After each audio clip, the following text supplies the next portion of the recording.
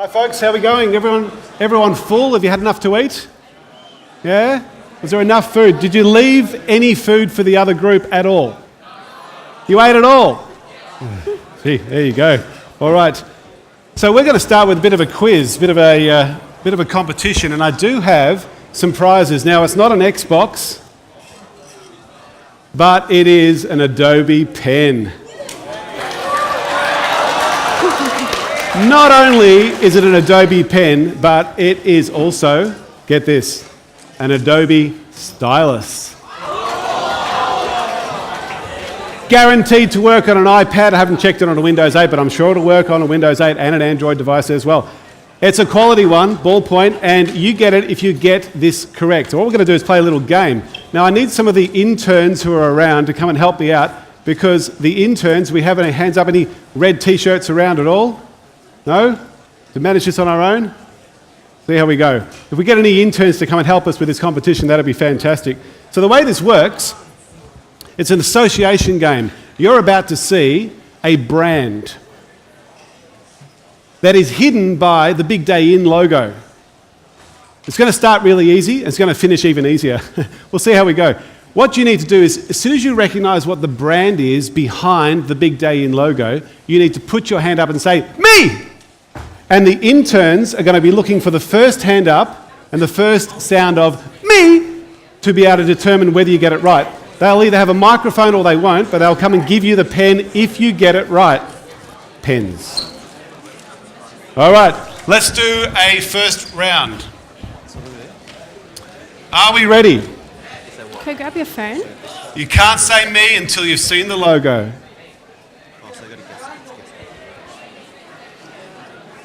Here's the first one. Ready? Interns, you have to help me out here. We've got a hand pointing up here. Find them, bring them out. Take the microphone over there. That's going to be super hard. Google Chrome. All right, do we have the microphone? What did you say? Chrome? What did you say? Google Chrome. Spot on. A round of applause for that gentleman there. Well done. He gets a pen. All right, now because we started with a boy, we're now doing this round just for the girls. Here we go, girls. Are you ready? Set. Right, this young lady here, a little bit louder. Can't hear you. Well done, American Express. It is. Good work. Well done. Nice and easy. All right, this is for just the boys. Only the boys. Here we go. Ready? Set. All right, interns, how did you go? You got one? You choose. Over there. All right, you choose. Go for it. Yep. Microsoft. What did you say? Microsoft. Correct. Well done. Good. Ballpoint pen. This is now for everybody. Here we go. Ready? Set. Well, sure, you get it right. Interns, did we get it? Point to someone, interns. Give us someone. All right, we've got a point over here. No, relying on the interns and the microphone to give us, pass the microphone on to them. This one's working. So. Yeah, which one was it? Microphone on. The answer? Yeah, who was it? The answer? Was it Ericsson? It is Ericsson. Well done for them. Well done. This one's also for everyone. Ready? Set. I got one pen. Interns, help us out. Quickly choose someone from the back. Someone from the back. Yeah, that kid then. That kid. There you go. Choose them. I don't have my microphone. Yeah, who was it? You need an intern hovering around here, don't you? Estee Lauder. Well done. Fantastic. Do you use their product often? All right, here we go. This could be the last one, so good luck.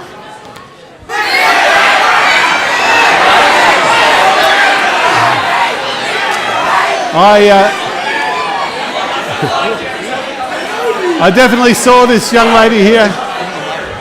Down in there. Which one? Put the microphone on.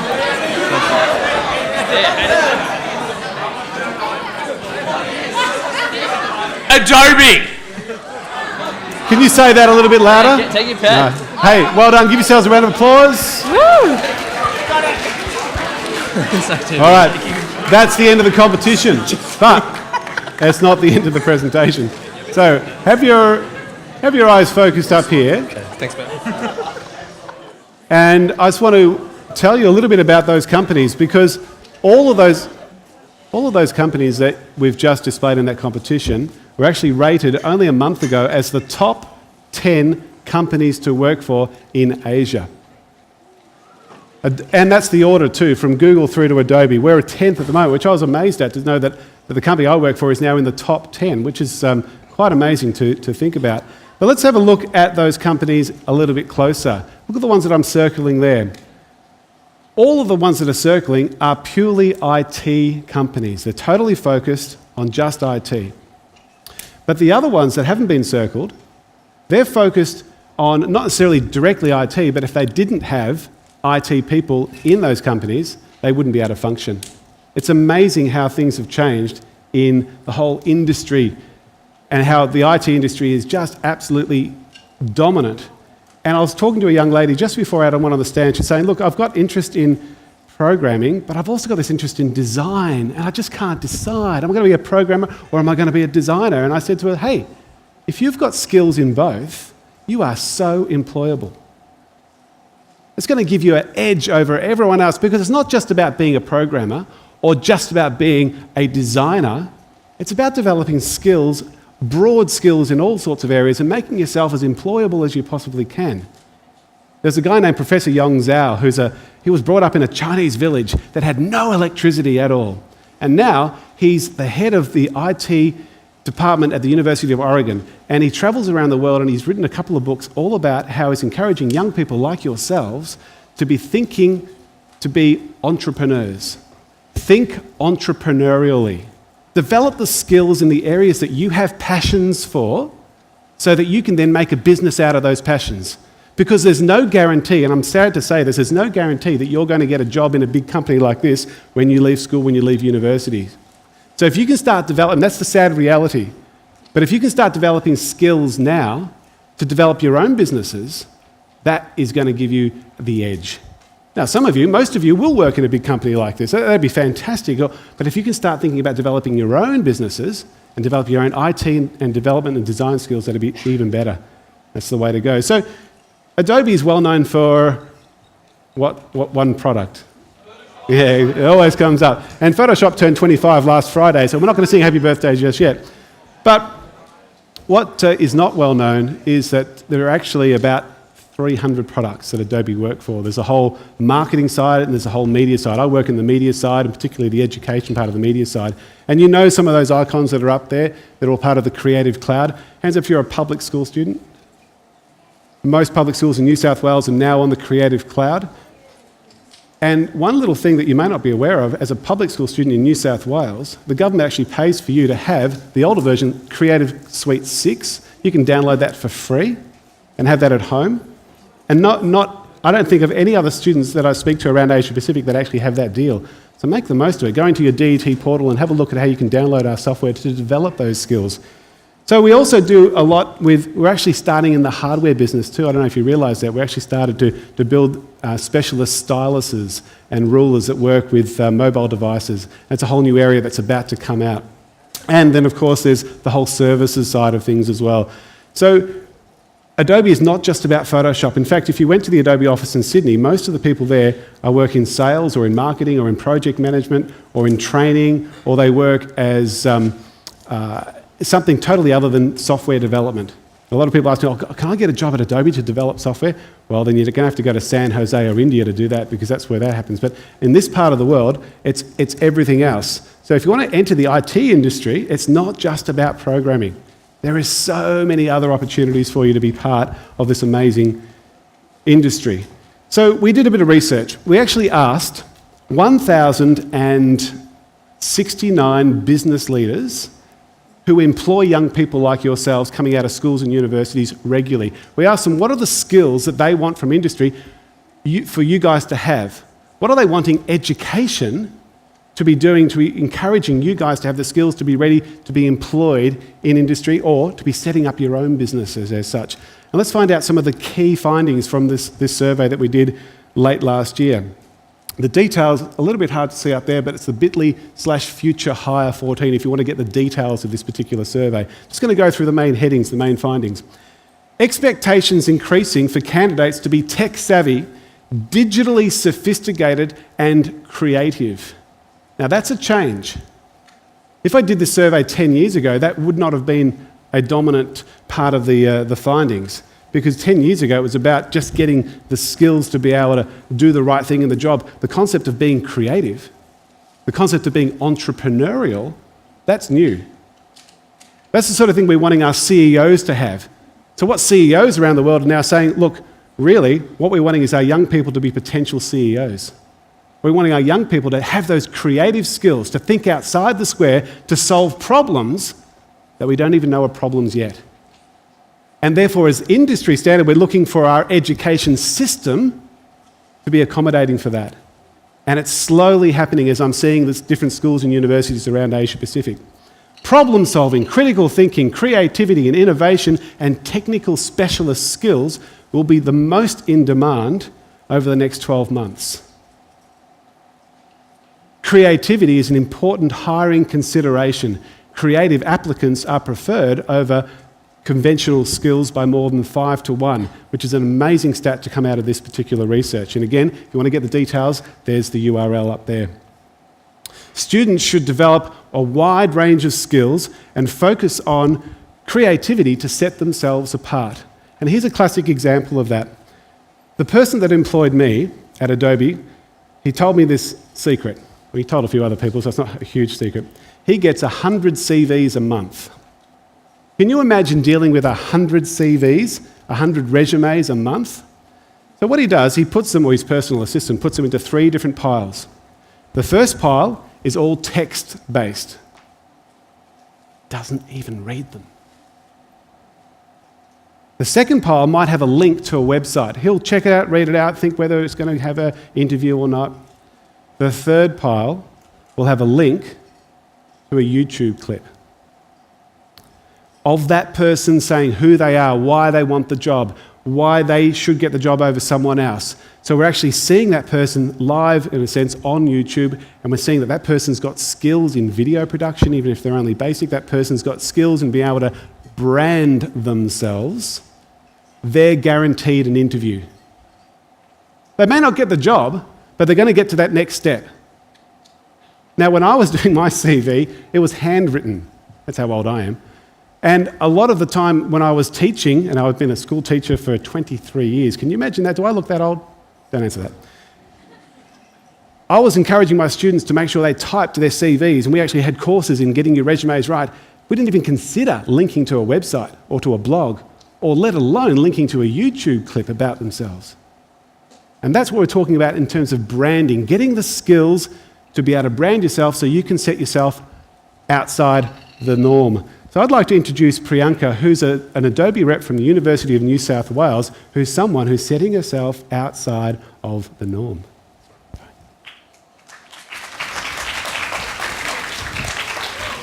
Thank you, Tim. So, I am Priyanka, or Pri, to make it nice and easy. And I've just finished up uni, so I was pretty much in your shoes a couple of years ago. And I just want to start off by saying this. Who has ever used or remembers Paint?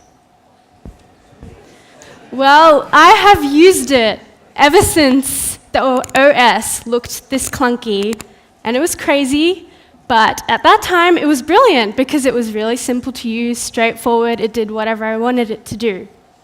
And back then, something called Bebo existed. That may have been before your time, but it was what existed before MySpace and Facebook.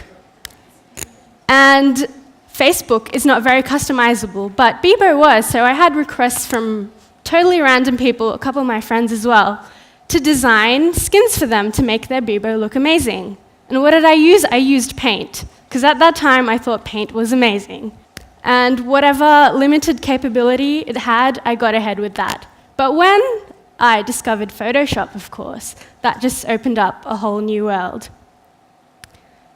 So from there on, everything seems like a natural progression. I did IST first, and if any of you have done that, you'd know it's not only good at teaching you basic IT concepts related to things like that, but it also opens you up to a whole range of digital creativity tools, things like Adobe tools, for example. So I got really interested in all the different Adobe applications, and from there on, for my HSC, I chose 4 major works. And I know many teachers across many schools probably advise against that, because it's pretty stressful to take even one. But they were all my passion, and I really wanted to be doing that, and it all shaped what I wanted to be doing in the future, which was a Bachelor of Digital Media degree at UNSW. So I just wanted to talk about this project called Unfolding Adventure, and just a brief background on it was that it was my Year 12 major work for multimedia.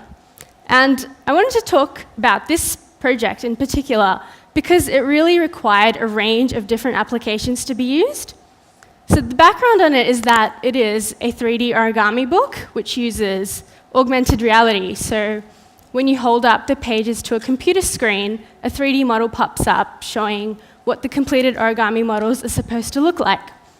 And it's interesting because I used a lot of different skills, things like Photoshop and InDesign to actually make the book, while I used things like SketchUp to make the 3D models, things like AR Media Pro to get the augmented reality side of things working, and Muse, of course, to make a website. And I've decided to continue this project. I'm going to be using Premiere to make a video to show what it does. So imagine right now, if I had a video to show you, you would have understood what I was talking about so much better. So that's a really important thing. Videos can get your message across really fast and efficiently. These are just some visuals of it. So that's the book cover, for example. And here is a poster I made in Photoshop and one of the book pages in InDesign. So again, it was a project that really helped me to develop a range of skills, and I really like fusing all these skills together to make this one end product. A more recent one, for some reason they're all adventures, but Unseen Adventure was my graduating uni work, so just last year.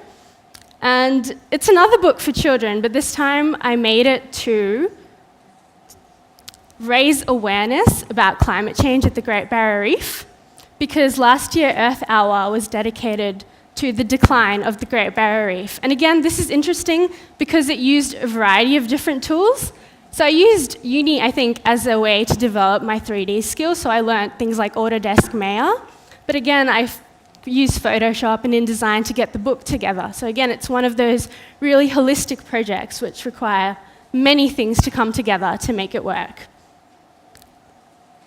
And now that I work as a student representative at Adobe at UNSW, I get to pass that creativity onto people. So I make a range of workshops, whether it be how to create a website in Muse so people can tell their own individual stories, or whether it be making a memorable video for people to remember you by. It's something that people really get a lot out of.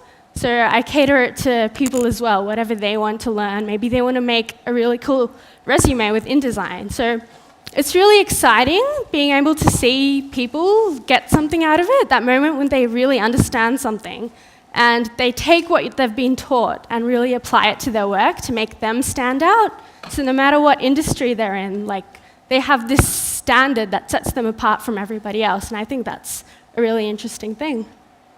Yeah, thank you. Thanks, Priyanka. So, Priyanka, you're just finishing your degree now, is that correct? Yes, I've pretty much finished. I finished all the courses, but just need to wait for graduation now. And you've developed these skills over a fair period of time. Mm-hmm. And what are you hoping to get into? What's the next stage of your journey? It's pretty crazy because I'm into a variety of things like design, things like 3D, also education. So I think I really like 3D at the moment. I want to develop my 3D more. But as you can see, my projects all try to teach people things, so maybe a blend of these skills together will make an end product. And I love the fact that you've been learning some video skills at school and also at your home, just to get those skills up, because what I'm finding now is that video is becoming a literacy. So traditionally we've been teaching students to read and write and how important that is. We've been doing that for 120 years or longer. And suddenly, video skills is becoming almost as important as reading and writing. Now, that's a bit of a challenge for a lot of educators to consider because they may not have those skills. But if you can start developing those skills as a young person now, you're going to have the edge over the top. So congratulations on what you've achieved so far. Thank you. I'm looking forward to seeing your progress as a young person. That's great. So I mentioned that I was a school teacher for 23 years. I was a school teacher in Melbourne for that period of time. And then it was around about 2 years ago that Adobe was looking for someone who had primary, secondary and tertiary experience. And there weren't that many of us around. And I thought, well, look, this will be interesting. I wasn't looking to get out of teaching. I loved teaching. I loved every day that I had in the class. And the responsibility of being a school teacher was incredible. And I really, really enjoyed it. And I'm looking forward to maybe going back to teaching one day too. But I've got this incredible opportunity now to actually go around and talk to students like you and teachers like the teachers that are here all around Asia Pacific and into America and this year into Europe as well, and just share this passion for creativity and to try and be as creative as you can in the way that you construct your learning and the way you as teachers can actually communicate what you need to communicate with your courses, which is hard because we are so focused on a standardized testing, we're so focused on a curriculum that is so overwhelming, it's really hard to be creative. But there are so many different ways that we can and so many different tools that we can use. And this was the highlight for me, meeting this person in my journeys. And look how excited she is to meet me. That's a joke, guys. We expect a little bit. Okay. I actually gave that joke to a group of Year 9 boys in Perth a couple of weeks ago, and this Year 9 boy put up his hand and goes, Dr. Kitchen, I don't think her face moves. Okay, I just got to be really careful with the audience that I'm telling these jokes to, but there you go. So for the teachers that are out there, one thing you may not be aware of is that we've got 190,000 educators that are on this portal called the Adobe Education Exchange, just to try and help you be creative in the way that you communicate. And it's well worth being part of that portal and sharing that with the staff that you've got at your schools. For the students out there, for anyone else, the helpx.adobe.com, and go to our booth and find out exactly and get a little card that has that URL on it. That has beginner tutorials to masterclasses on just about every one of our products. So that you can get the training and get the experience and develop those creativity skills for the future. And the last thing that I want to mention here directly is this concept of certification. You can actually get a formal certification on 6 of our products. And you have to sit an exam, and it takes a while to do it. And in Queensland, it's actually become part of the QCE, which is the same as the HSC here in New South Wales. That's not going to happen in New South Wales in an awful hurry, but it doesn't mean that you can't actually go ahead and try and do that and get formal certification in Photoshop or InDesign or Premiere Pro or Illustrator and Flash and Dreamweaver. They're the 6 products that we have formal certification in. So we've got Heidi Fisher, who's on our booth, who actually works for IC Central, who looks after all of our certification. And if you want to ask her some questions, she's got some more information for you. But I'd like to finish to let you know and just to cue up the guys with the video, to let you know what's going to happen around the corner. Most of you know about Photoshop, you know about our main products, but what you might not know, and we're just about to play the video, what you might not be aware of is what's just around the corner with Adobe. Now, I was so inspired when I saw the Microsoft session yesterday morning, and I'm sure it was the same this morning, and it just blew me away about what Microsoft's doing in terms of the future. They were talking about what's going to happen 20 years down the track, and also in the immediate future. This is literally just around the corner.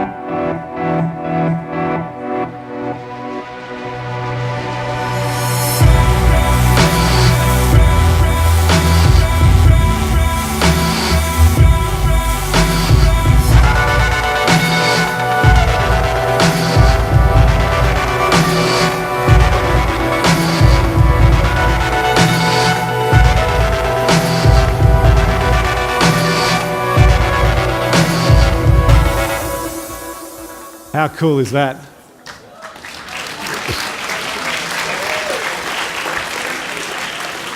So do we have time for questions? We've got 4 minutes. So questions for Priyanka or myself. We've just got a few minutes. We've got a question over here. I don't think that was a serious question because people were laughing, but was it a serious question?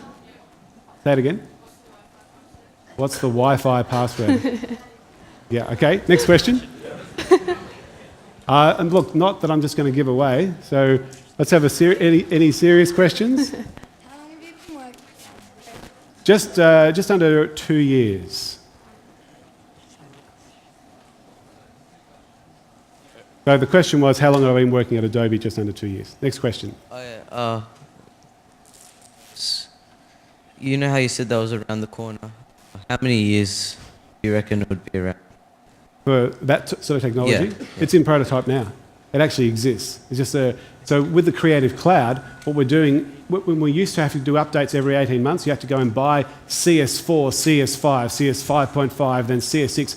No longer do you have to do that anymore because it's all, as new updates come through, you get them instantly. That's why it's called the Creative Cloud. So as soon as it's ready, then you'll get access to it. So in terms of a lot of that, it's actually free apps. Some of them are available now for free on the Apple App Store, but some of them are just around the corner on more a Windows 8 platform. You can see the connection with Microsoft that we've got happening at the moment. Yep, another question over here. How did you go from teaching to working in a... Sorry, how did you go from teaching to working in Adobe? Yeah, thank you. It's a good question. I get asked that a lot. In fact, I still consider myself a teacher because I'm constantly in classrooms, I'm constantly in schools and universities all the time. I feel a little bit awkward when I walk into the corporate office and see all the corporate people around at times. But so for me, it's been a relatively smooth transition. The things that I'm doing now, I used to do for fun, for passion, and in my spare time. Now I'm doing them full time, and it's great. I just love it. So I find the transition really, really easy. Another question? Yep, over here. Hi, you know with the video with the horses, Yep. how is it possible to move the horse in front of the other horse and Yep. still have the background? So using the technology that we've currently got in Photoshop where you can actually select a whole section of an image and then hit the edit content aware. I don't know if you're aware of that function, edit content aware, and then you can delete and it picks up all the pixels that are around and interprets what should be in the background and gets rid of that object. It's using that technology, but not in Photoshop, but in Premiere Pro. So now that technology applied into the video side of things, which is pretty amazing. Sorry, I think our time's up. 1 minute to go. Sorry, this question here, yep. Okay. For